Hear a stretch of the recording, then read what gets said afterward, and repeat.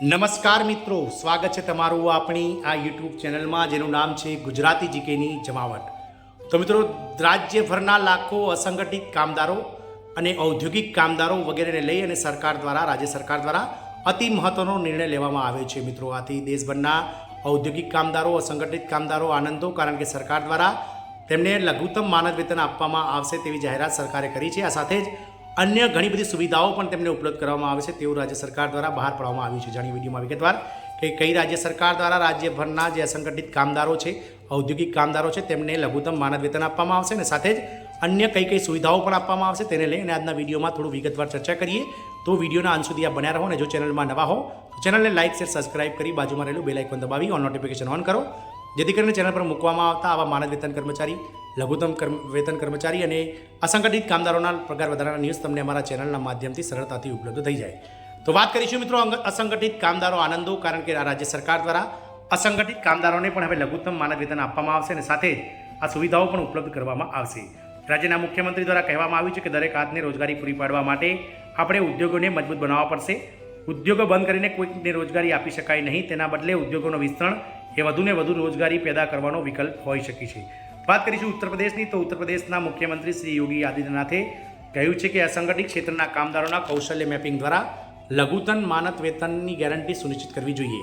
કામદારો અને ઉદ્યોગપતિઓ એકબીજાના પૂરક છે, સ્પર્ધા કરતા નથી. ઔદ્યોગિક પ્રગતિ ત્યારે જ શક્ય છે જ્યારે શ્રમ કાયદાઓ ઉદ્યોગલક્ષી અને શ્રમલક્ષી બંને દ્રષ્ટિકોણથી સંતુલિત કરવામાં આવે. શ્રમ કાયદાઓને એવી રીતે સરળ બનાવવા જોઈએ કે જે ઉદ્યોગોને સુવિધા આપે, પરંતુ સાથે સાથે એ પણ સુનિશ્ચિત કરે છે કે કામદારોનું શોષણ કે અમાનવીય વર્તન થવાની કોઈ શક્યતા પણ ન રહે. ગત શુક્રવારે શ્રમ અને રોજગાર વિભાગની સમીક્ષા બેઠકમાં મુખ્યમંત્રી શ્રી યોગી આદિત્યનાથે આ સૂચનાઓ આપી હતી. તેમણે કહ્યું હતું કે દરેક હાથને કામ પૂરું પાડવા માટે આપણે ઉદ્યોગોને મજબૂત બનાવવા પડશે. ઉદ્યોગો ધંધા બંધ કરીને કોઈ રોજગારી આપી શકાય નહીં, તેના બદલે ઉદ્યોગોનો વિસ્તરણ એ વધુમાં વધુ રોજગારી પેદા કરવાનો એકમાત્ર રસ્તો છે. તેમણે કહ્યું કે અકસ્માતના કિસ્સામાં કામદારો અને તેમના પરિવારોનું રક્ષણ કરવા માટે તેમને માનવીય મહેનતાણું અને વીમા સુરક્ષા કવચ પૂરું પાડવું જરૂરી છે. કામદારોના અધિકારોનું રક્ષણ કરતી વખતે રાજ્ય સરકારનો પ્રયાસ ઉત્તર પ્રદેશને દેશના સૌથી મોટા કામદાર, મૈત્રીપૂર્ણ અને ઉદ્યોગ સમર્થક રાજ્ય તરીકે ઉભરી આવે તેવો છે. કામદારોના કેમ્પમાં ચા અને નાસ્તા ₹10માં મળશે. મુખ્યમંત્રીએ શ્રમ પાયાને મોડલ તરીકે વિકસાવવા સૂચનાઓ આપી છે. અહીં શયનગૃહ, શૌચાલય, પીવાનું પાણી, કેન્ટીન અને તાલીમ સુવિધાઓ ઉપલબ્ધ રહેશે. તેમણે કહ્યું છે કે કામદારોને કેન્ટીનમાં ચા, નાસ્તો અને ખોરાક ₹5 થી ₹10 મળે તે સુવિધા સુનિશ્ચિત કરવી જોઈએ. તેમણે અસંગઠિત ક્ષેત્રના કામદારોનું કૌશલ્ય મેપિંગ કરીને લઘુત્તમ માનદ વેતન ગેરંટી સિસ્ટમ લાગુ કરવાનો નિર્દેશ આપ્યો છે. મુખ્યમંત્રીએ કહ્યું છે કે આ સંગઠિત કાર્યબળને સંગઠિત શ્રમબળમાં પરિવર્તિત કરવાની દિશામાં એક મહત્વપૂર્ણ પહેલ છે.